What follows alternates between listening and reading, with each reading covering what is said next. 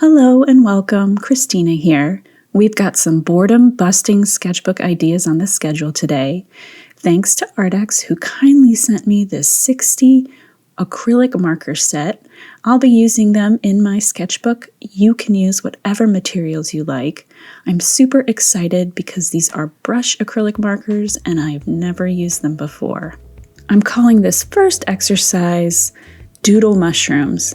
It's been a while since I've been in my sketchbook, and I want a low-pressure exercise to get back into the swing of things. And I also want to see how these markers look and feel and work on the page. If you've never drawn a mushroom before, I think you'll be pleasantly surprised at how easy they are to create. They come in all sorts of wonky shapes and sizes, so you can really have fun experimenting with the materials you're working with. I found some pictures of mushrooms online, chose random colors, and drew what I saw, simplifying the shapes in the process. I grouped them into sets around the page, layering them in front or behind one another, sort of like in little mushroom families deep in the woods. My favorite part of the sketchbook idea was adding the fine little details to all the mushrooms. This is especially easy to do with acrylic markers because the layers dry quickly and they go on top of one another without smudging what's underneath. I really like these Arrtx markers because they have this fine-tipped brush pen. The other acrylic markers I use have a bullet tip, and if I want to go this fine, I have to pull out a paintbrush and add the details that way.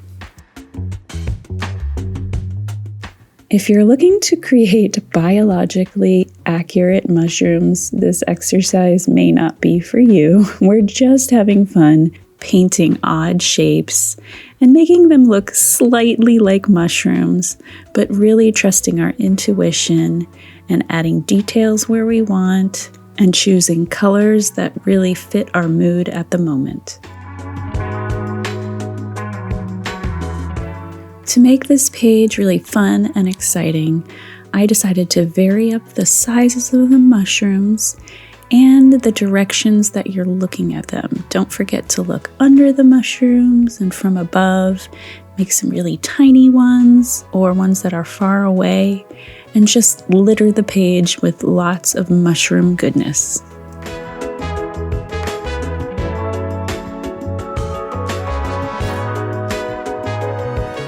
These mushrooms at the bottom of the page were really fun to create. They reminded me of bells. So I painted a bunch of them in the corner in this bright, vibrant orange color.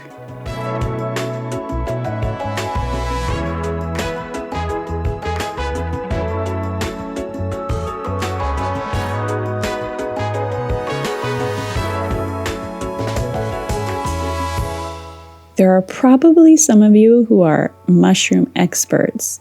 These aren't supposed to look like anything in particular, but if they do resemble some of the mushrooms you know of, feel free to let me know what they are in the comments below.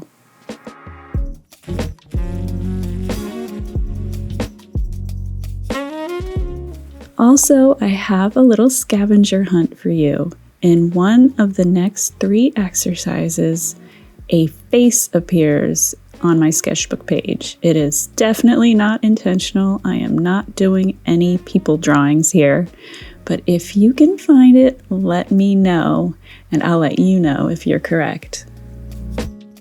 I actually love looking for faces in weird places. I tend to take pictures of them, so I got a real kick out of accidentally creating one in my sketchbook.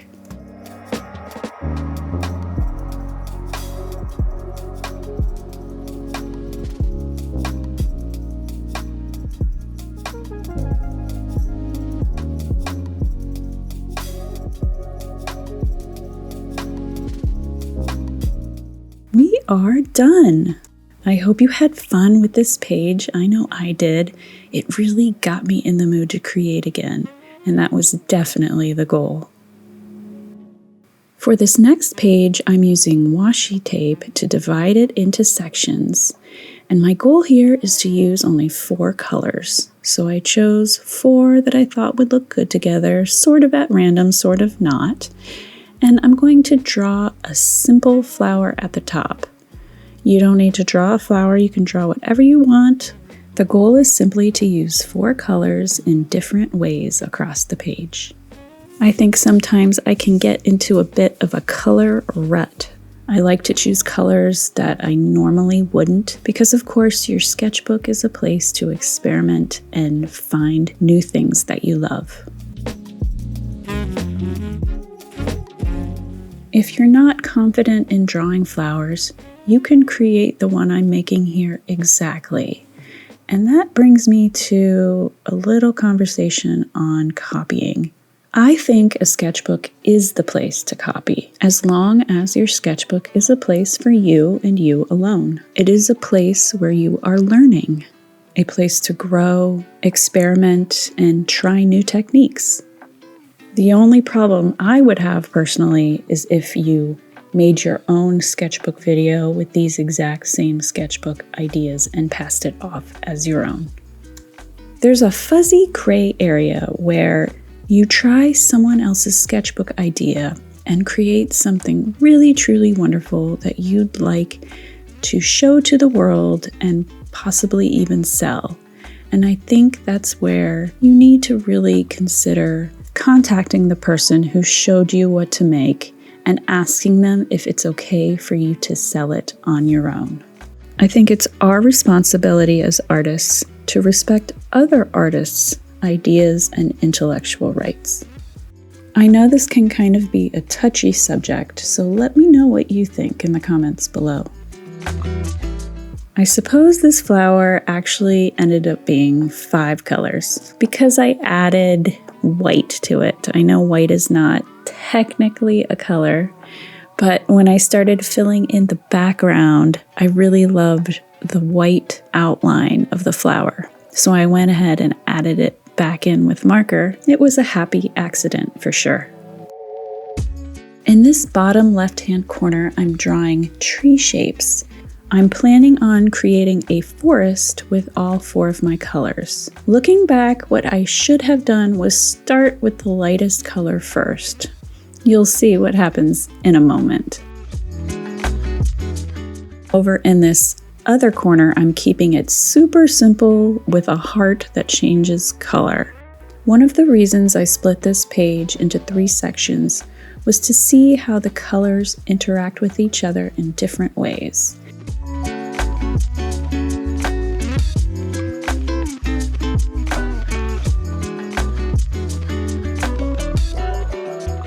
We're back at the forest, and you can see here how light this minty green goes on top of this blue. So I went ahead and drew the tree shape and just decided I'd go ahead and layer the blue back on top of it. So the green tree is actually behind the blue tree. If I were to do this over again, I would start with either the green or the orange, and then eventually layer the blue on top at the end.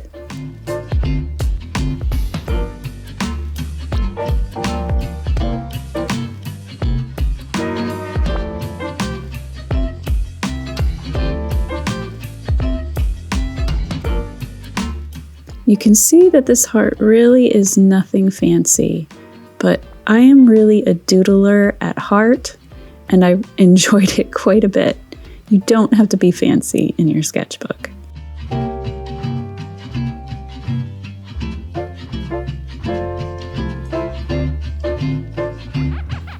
Here's the final page and another of my favorite parts, removing the washi tape.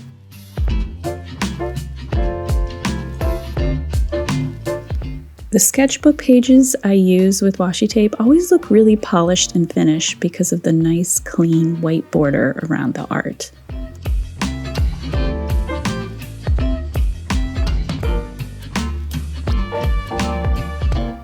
I did this 4-color challenge more than once, you'll see in a moment, and I think I like my first combination of colors better. But the second side was really fun too. I did a mountain and some purple lemons. I don't know what I was thinking.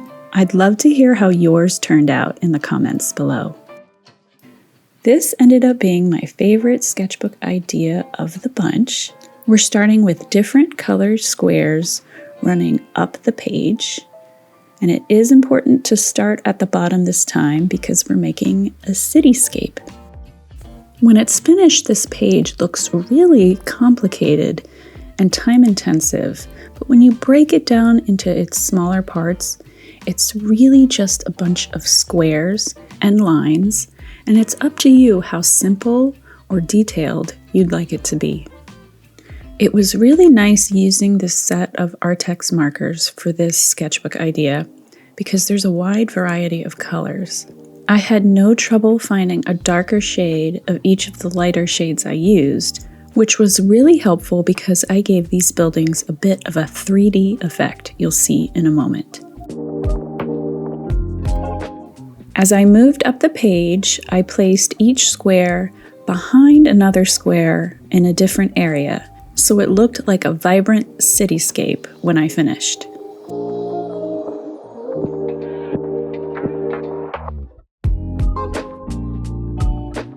Next, to give the buildings a bit of a 3D effect, I used a slightly darker shade to create a shaded corner of each building. I actually don't think you need to match the color of the building you're adding the side to. As long as it's darker than the building itself, the effect should work.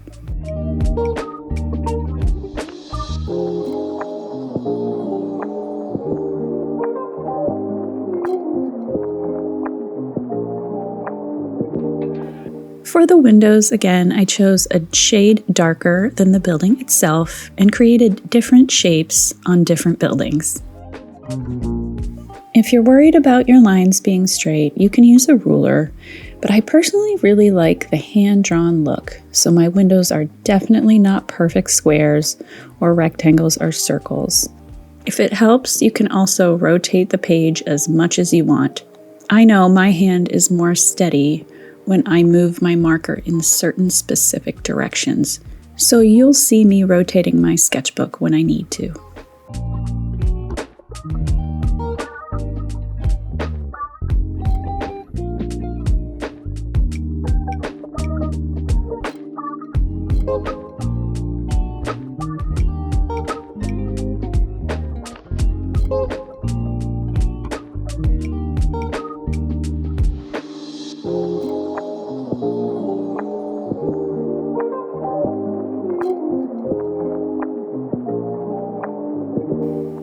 After creating the shapes of the windows, I go back in with a white acrylic marker and make the outlines of the windows. Depending on what marker you use, you may have to go over your lines a couple of times.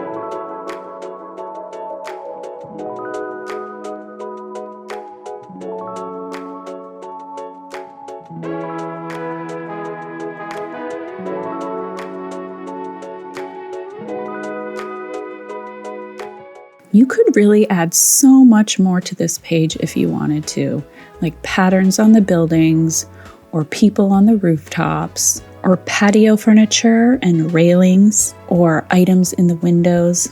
I decided to do one final small detail, a plant on the roof.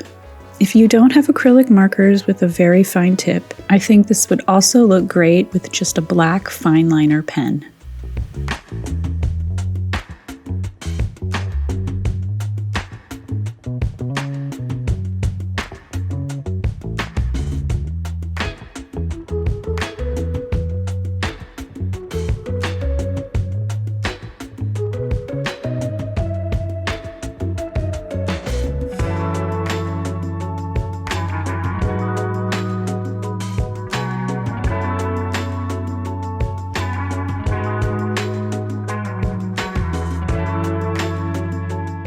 And she's done.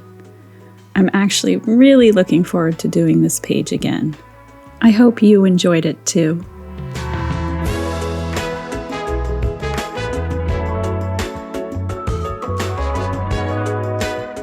I think this final page was the most therapeutic to create. We're starting with a little line about a third way up the page. Then we draw some squiggly lines. Yes, it sounds strange, but they're very thin, squiggly S shapes starting in the middle of the page. This is going to be a sunset, so I'm using light yellows and will progressively get darker and turn into blue as we fill the page. We are basically just painting the sky with a rainbow of colors. What's great about using acrylic markers here is that you can go over your mistakes. You can touch up areas that aren't perfect and just relax and enjoy the process as you go. I found a bunch of paintings made in this style on Pinterest. And since there were so many different authors, I couldn't tell you exactly who started this trend, but I'm really loving it. It gave me a chance to use a lot of my new markers, which was really fun.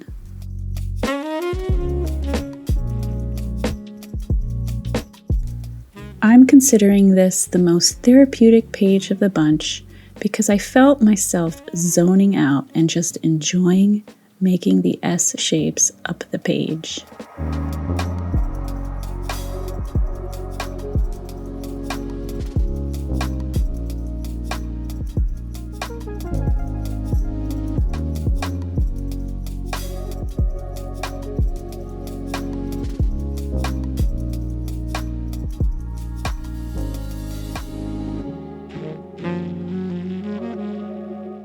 When I reached the blue colors, I started experimenting with line widths and making them a little bit wider.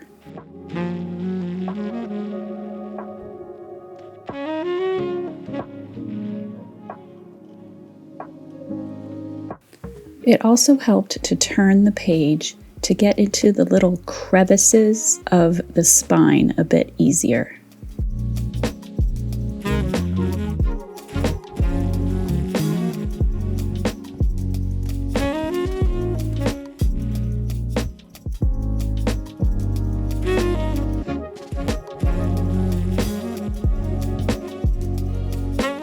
When I was finished with the top part of the page, I did the same thing on the bottom.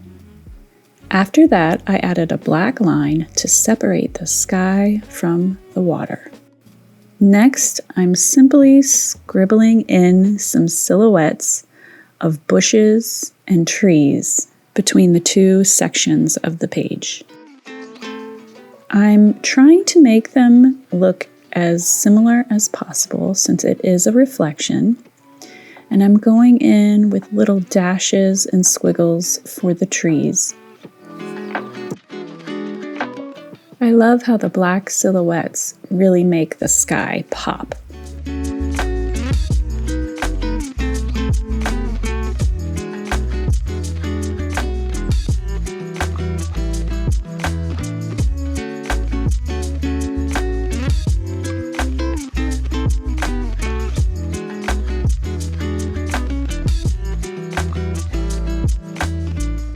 I know my sky and my water don't really match in color, but I'm not going for accuracy here. I am just having fun and enjoying putting color on the page. I thought that my sky could use a few little stars, so I used my white acrylic marker to add little dots across the top.